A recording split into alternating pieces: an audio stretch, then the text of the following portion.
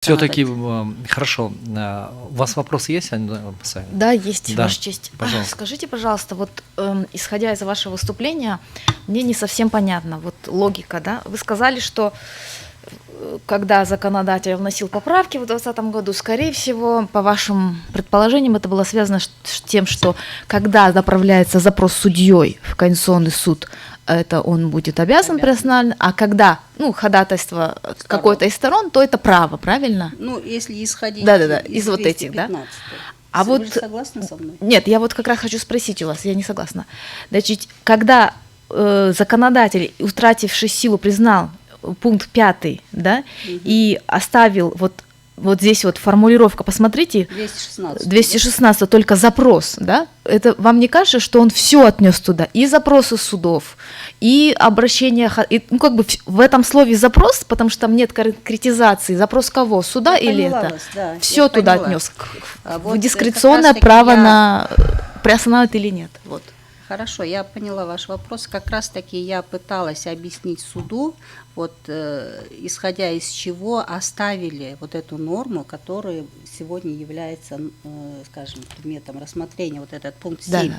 То, что чтобы не было злоупотребления правом. То есть, но ни в коем случае это нельзя воспринимать таким образом, что мы хотели ущемить чьи-либо права. То есть, чтобы не в том плане, чтобы судам оставить какую-то лазейку, что он может этим правом воспользоваться или не воспользоваться. Нет, как раз-таки вот здесь, когда 5-ю часть убрали, вы же сами об этом тоже в выступлении своем говорили, что если, например, 5-я часть была бы, то автоматически мы тогда рассуждали вот так. Вот эта 5-я часть говорит о чем? О том, что только запрос суда должен быть, чтобы он обязан был приостановить. Но это же не так. Могут и стороны обратиться, правильно? И тогда и суд обязан, если дальше невозможно рассмотреть. А вот это вот то, что в 216, чтобы стороны, например, необоснованные ходатайства, если заявляют, чтобы у суда была возможность его отклонить. Понятно. Вот теперь мы посмотрели хронологию. Смотрите, на сегодняшний день, руководствуясь действующим ГПК, который со всеми поправками, там, да, в каких случаях все-таки суд должен приостанавливать по запросу, не по запросу, и в каких обязан приостанавливать, в смысле обязан, и в каких вправе приостанавливать? Потому что, посмотрите, и 215, и 216. Ну, здесь все-таки усматривается дискреционное право суда, и здесь как-либо конкретно ответить, мне кажется, очень трудно будет. Но, допустим, даже если аналогию провести, отложение процесса, да, допустим, оно тоже, если невозможно рассмотреть на данном судебном заседании, оно откладывается, и этот перечень невозможно его законодательно где-то закрепить. Это могут быть разные случаи. Это и болезни, это и неявка, это и какие-то, допустим, ситуации, например, чрезвычайные, там, и погодные условия могут. То есть это перечень невозможно, скажем, исчерпывающий перечень дать, поэтому тоже дискреционное право суда. Да? Или, допустим, суд еще не готов к принятию решения. То есть у него еще много вопросов возникло, которые он должен дополнительно изучить или истребовать какие-то еще доказательства. Да? То есть он может, опять же, отложить. Но здесь, наверное, очень трудно да? На а вот вопрос. Смотрите, все-таки вы склоняетесь к тому, что по запросу суда суд обязан приостановить или вправе вот, в своей позиции? Если вот исходить из действующего, то есть если, например, по конкретному делу судья отправил запрос, он, конечно, обязан. Если вот кто определяет вот эту невозможность? Сам суд же по своему усмотрению определяет, возможно или невозможно? Ну, например, допустим, я не видела такую, скажем, практику, чтобы суд сам запрос отправил и рассмотрел дело. Такого нет. В том-то и дело, что логики нет. Логики нет вот в этой седьмом пункте. Если, например, седьмом пункте я нет. поняла ваш вопрос. То есть, скажем, такого логичного решения я не встречала в судебной практике. Если они отправляют запрос, то приостанавливают. И вообще, вот эта вот пятая, скажем, часть, которая сейчас утратила силу, она автоматически как бы подразумевает, что невозможно рассмотреть. Поэтому суда возник вопрос, он обратился. И он, естественно, приостанавливает. А вот смотрите, И невозможно... у нас есть Вопрос такой еще один. пример, что Ага. судья запрос Есть? отправил. Есть. Это... И Нет, в судья смысле... запрос отправил, рассмотрел. По запросам нет. Я же не отслеживаю запросы всех судей. Я Ну, только вот по если это... по конкретному запросу, Я у вас просто по вопрос, ходатайству поэтому- сторон. Вот смотрите, еще вопрос такой. Допустим, вот эта невозможность, как она определяется? Вот Конституционный суд по чьему-то ходатайству или по какому-то запросу какого-либо судьи с районного суда принял к производству, допустим, ну, и возбудил у Конституционного суда производство, да? А этот судья, который рассматривает, да, он же не знает, что там принято или не принято. И в этом случае работает 4-я часть или не работает? Если вдруг пришла сторона и говорит, а вы знаете, что там по другому делу вот эта норма статьи закона, она там оспаривается, я прошу приостановить, вы не можете. Нет, вот в таком случае как будет применяться? В таком случае судья откладывает процесс и дает возможность стороне, чтобы он представил доказательства, что, допустим, если принято к производству, и это судебный акт должен быть, какие-то доказательства должны быть его слов. Если он просто устно заявляет, Не, он откладывает понятно, что и он дает будет с приложением предоставлять право, да. чтобы он представил Так, эти а дальше? доказательства. Ага. И На сайте исходя, же вот висит опять же, всё до это. этого я вам ответила, что это судья решает, это его же получается дискреционное право. То есть, Опять же, дискреционная, да? Ну, то есть, возможно или невозможно, да, он здесь нет, ну решает? если, например, вот, допустим, если невозможно, он обязан приостановить. Я же вам говорю. И он здесь, допустим, если сторона заявила ходатайство, это не означает, что автоматически он должен удовлетворить. Он же должен это проверить, правильно? Ну да, Ну, вот конечно. он откладывает процесс, это тоже является основанием для отложения процесса. Ну, допустим, спрашивать у сторон, сколько Да. времени нужно, да, разумные какие-то сроки даются. Иногда достаточно одного дня, иногда достаточно там недели, ну, в силу обстоятельств еще и из процессуальных сроков. Ну вот и и- предоставляется. Спасибо. потом судья Исходя из решает. вашего этого, вот эта вот обязанность, которая закреплена в 215, она значит тоже это дискреционное право. Извините, я, по-моему, ответила на ваш вопрос уже Да. Все хорошо. в этой части. Есть вопросы у вас? Никак нет. Нет, Ваша честь. Уважаемые коллеги, есть у вас вопросы? Да, пожалуйста. Скажите, пожалуйста, заявители тоже об этом спрашивали, но я все-таки хочу вас спросить и прочитать 7 пункт статьи 216, который звучит следующим образом. Получение уведомления Конституционной палаты о принятии к своему рассмотрению запроса о проверке конституционности закона, применяемого или подлежащего применению при разрешении дела. Таким образом звучит 7 пункт 216, да? Значит, в любом случае получается, согласно этой норме, даже если получает некую информацию, да, уведомление это такого информационного характера, от кого бы он не получил судья, о том, что Конституционный суд принял свое производство, это тоже получается, согласно статье 7, усмотрением суда приостановить или не приостановить. Но тому, что вы сейчас говорите, она немножко противоречит, правильно же?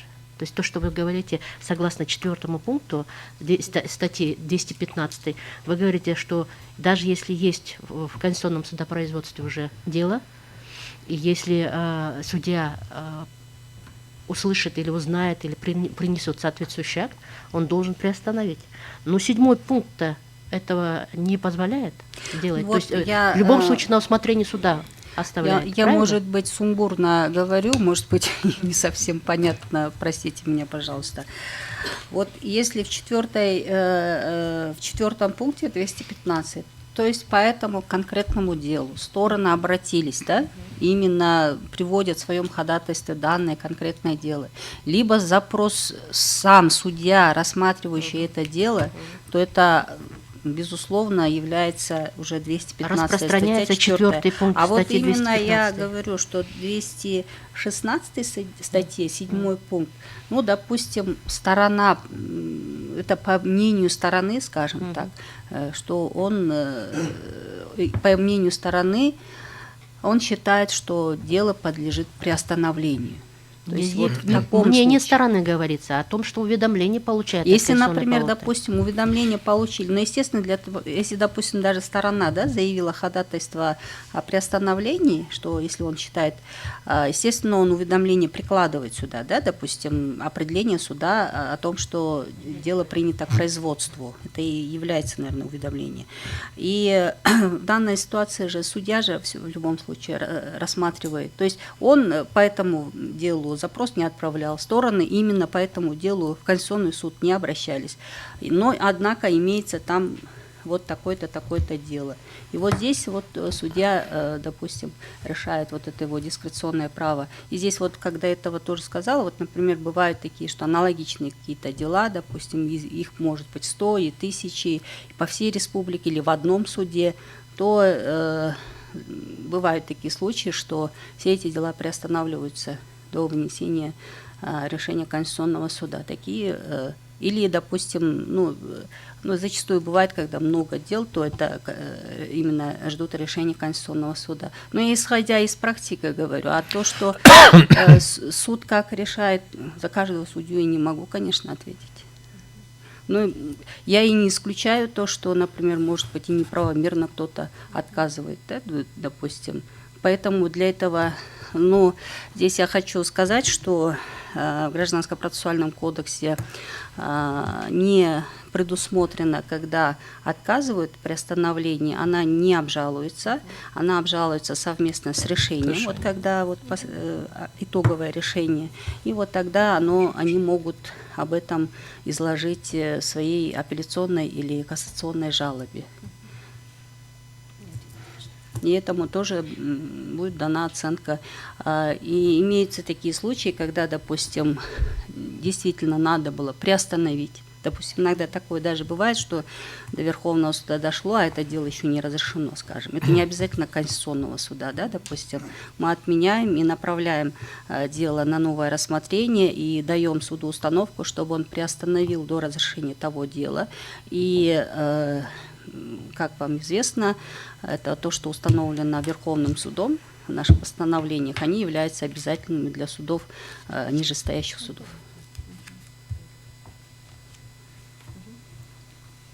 У меня один вопрос только. Вот случай, когда отмена судебного акта по новым обстоятельствам, есть решение Конституционного суда, скажем, признание неконституционным. В этом случае для судьи в его оценке будет считаться как отмена, да? По статистике. По новым обстоятельствам? Да. Я вот... У судей же есть как бы процентовка, да, его отмены, изменения и так далее. Нет, вот здесь мы, когда вот именно... Она как отмена идет, конечно, как общая строка, но при отборе судьи, например, конкретного, мы делаем анализ. Вот, например, иногда бывает, допустим, скажем, стороны на второй инстанции пришли к мировому соглашению, да? То есть, естественно, все решения отменяются и прекращается по делу, дело производства. То есть оно в статистику отмены не входит. Да, но это же не вина судьи, что они... Вот поэтому мы вот их... По новым обстоятельствам. Да, вот как раз продолжение мысли, да, я понимаю, да? То есть получается тоже, если отмена по новым обстоятельствам ввиду принятия решения Конституционной палаты... Нет, вот, например, именно вот в данной ситуации, вот как то, что я приводила, что судья обязан был приостановить, но он не приостановил, это именно грубое нарушение процессуального законодательства. Это будет зачитываться как, скажем, негативное, минус. То есть получается, если он был не приостановил, принял решение по пункту 7 статьи 216, оно не будет считаться в статистике отмены, если он будет идти в отбор, да? Нет. Здесь я говорю в том плане, что я отвлеклась на ту мысль, что как потом отражается, да? Да. Я имею в виду об этом. То есть у судьи должна быть очень четкая мотивация. Если я слышу, Нет, что здесь- эта норма рассматривается в Конституционном суде, и у меня есть дискреция или приостановить, или не приостановить, но если это мне никоим образом как бы ну, не засчитывается или, скажем, не минусуется, да, то, конечно, у судьи будет усмотрение, может быть, и продолжать. Я поняла ваш вопрос. Вот именно тот случай, вот когда вы задали, это будет грубое процессуальное нарушение, потому что это послужило основанием для отмены судебного акта непосредственно то, что судья, не дожидаясь другого, скажем, судебного акта, он вынес, получается, заведомо не то чтобы заведомо, оно привело к принятию, скажем, незаконного решения. акта, Это да. будет процессуальное нарушение. А вот тот случай, когда вот я же говорю, что анализ мы делаем, вот, например, если мировое соглашение прошли, или бывает так, что на второй инстанции они отозвали свой иск, да? То есть они в суде первой инстанции, им Да, же понятно. тоже это право им объясняется, они не были согласны, а потом в суде второй инстанции они воспользовались своим правом, отказались от иска. В этом случае вот мы такие как бы делаем анализ, потому что чтобы негативно не отразилось при отборе и на качестве не отразилось. Понятно, спасибо большое. У меня к вам один вопрос будет. Вот мы рассмотрели практически 3 ситуации, да? Это когда судья сам обращается с запросом, когда один из участников этого конкретного дела обращается с ходатайством, и его ходатайство принимается к производству. И 3-я ситуация, когда в Конституционном суде уже имеется в производстве дело по оценке конституционности той нормы, которая, возможно, подлежит применению вот в этом деле. Да? В любом случае, считаете ли вы, что это является исключительной, скажем, дискрецией самого судьи определять, насколько конституционное дело препятствует разрешению вот того дела, которым он занимается?